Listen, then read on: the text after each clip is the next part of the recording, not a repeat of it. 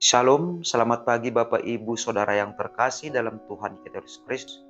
Sebelum mendengarkan renungan harian pada hari yang berbahagia ini, kita berdoa.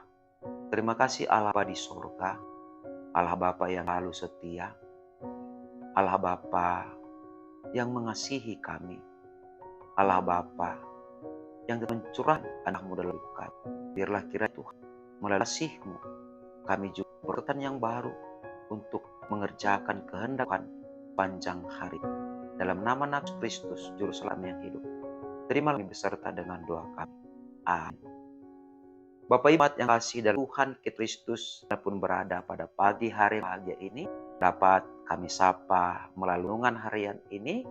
Firman Tuhan yang jadi renungan bagi kita pada pagi hari yang berbahagia ini, Rabu, tanggal 7 Februari tahun 2024, tertulis dalam kitab 2 Korintus pasal 9 ayat yang ke-6, demikian bunyinya. Camkah ini, orang yang menabur sedikit akan menuai sedikit juga, dan orang yang berburu banyak akan menuai banyak juga. Ibu jemaat yang terkasih dalam Tuhan kita Yesus Kristus, di dalam dunia pertanian kita sering melihat dan juga memahami bahwasanya seorang petani mendapatkan hasil yang baik, mendapatkan hasil banyak karena dia menabur benih banyak. Oleh karena itu, dari pemani Rasul Paulus memberikan mutasi kepada jemaat Korintus hal memberi pada saat itu, di masa jemaat yang ada di Yerusalem membutuhkan pertolongan mereka, butuhkan kasih mereka, terlebih jemaat yang miskin pada itu berusaha untuk membangun rumah Allah, bait Allah ada di Yerusalem.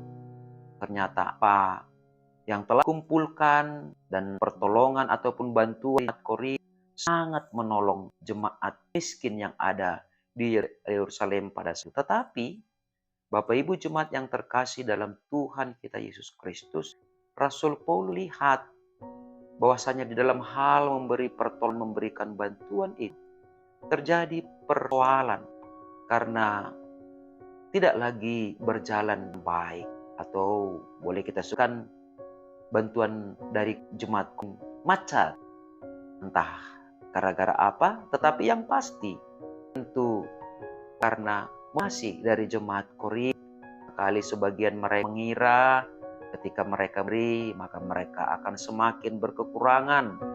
Atau boleh saja ada sebagian di antara jemaat Korintus itu tidak lagi melihat bahwa memberi itu adalah sesuatu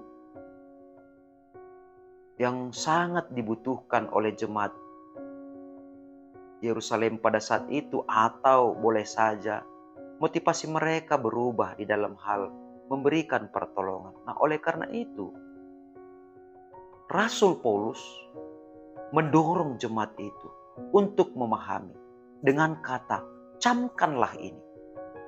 Artinya, jemaat Korintus tidak boleh tidak harus mencamkan kalimat ini di dalam hati mereka, bahwa orang yang menabur sedikit akan menuai sedikit juga. Apakah Paulus di sini mengancam? Tidak. Apakah Paulus di sini menakut-nakuti? Tidak. Tetapi Paulus menginginkan agar jemaat Korintus mencamkan di dalam hati mereka bahwasanya sama seperti seorang petani yang menaburkan benih, demikianlah orang yang berbuat baik kepada sesamanya yang membutuhkan pertolongan. Meskipun pertolongan yang diberikannya itu belum berbuah, bahkan tidak berbuah, tetapi sama seperti benih yang ditaburkan, ditanam di dalam tanah, tidak nampak, tapi suatu saat dia akan bertumbuh, berkecambah, bertunas, besar, berbuah, dan buahnya pun berlipat ganda. Oleh karena itu, inilah yang seharusnya menjadi motivasi setiap orang yang percaya. Motivasi setiap orang Kristen di dalam memberi. Meskipun pemberiannya itu tidak nampak buahnya. tetapi kita harus selalu tekun untuk memberi. Sebab pengharapan kita, Tuhanlah yang akan membuat pemberian kita itu menjadi berbuah berlipat ganda. Nah, oleh karena itu, orang yang menabur sedikit akan menuai sedikit juga, bukan hanya sekedar tabur tuai, tetapi hendak menanamkan sebuah motivasi bahwasanya orang yang memberi banyak ataupun orang yang memberi sedikit itu tergantung kepada motivasinya.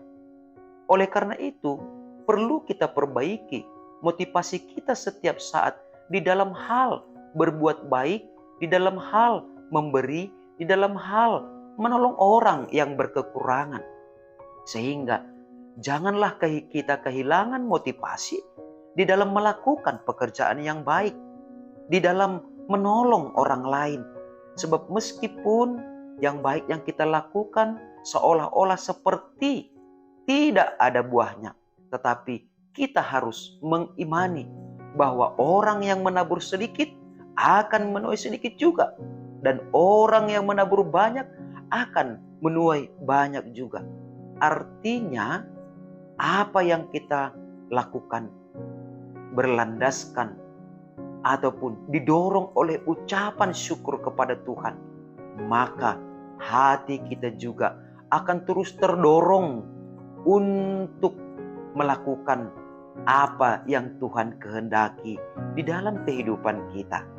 Nah, karena itu, jika dorongan untuk menolong orang lain berlandaskan atas kasih Tuhan, jika dorongan untuk menolong orang lain adalah sebagai ungkapan syukur kita, jika dorongan untuk menolong orang lain adalah karena kita telah merasakan, menikmati kebaikan-kebaikan Tuhan, maka pasti bukan soal jumlahnya, bukan soal nilainya, tetapi soal motivasi dan dorongan dari dalam hati kita lah yang selalu meneguhkan kita untuk tetap selalu tekun menolong orang lain sesuai dengan berkat Tuhan yang ada pada kita. Amin. Kita berdoa. Ajar kami Tuhan untuk selalu memahami bahwasanya dalam setiap kasih yang kami berikan, yang kami bagikan terhadap sesama kami, itu adalah merupakan kesaksian iman kami. Maka kami akan mengimani semakin berlimpah kasih-Mu. Kami saksikan, kami bagikan terhadap sesama, yang berarti meskipun kami tidak mengatakannya, tapi kami sedang menunjukkannya kepada sesama kami, bahwasanya kasih-Mu berlimpah juga telah kami terima.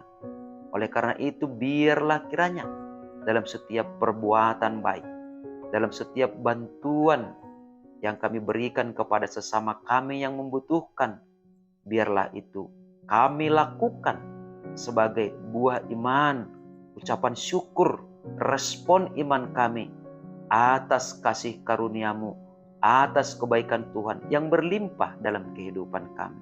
Di dalam Yesus Kristus, terimalah kami beserta dengan doa kami ini. Amin. Selamat pagi, Horas, Shalom. Semoga di sepanjang hari ini kasih karunia Tuhan yang berlimpah itu yang memenuhi kehidupan kita, sehingga prinsip menabur sedikit, menuai sedikit, menabur banyak, menuai banyak, yang menjadi tetap pegangan kita untuk berbuat baik, untuk melakukan yang baik, untuk menolong sesama kita yang membutuhkan. Shalom.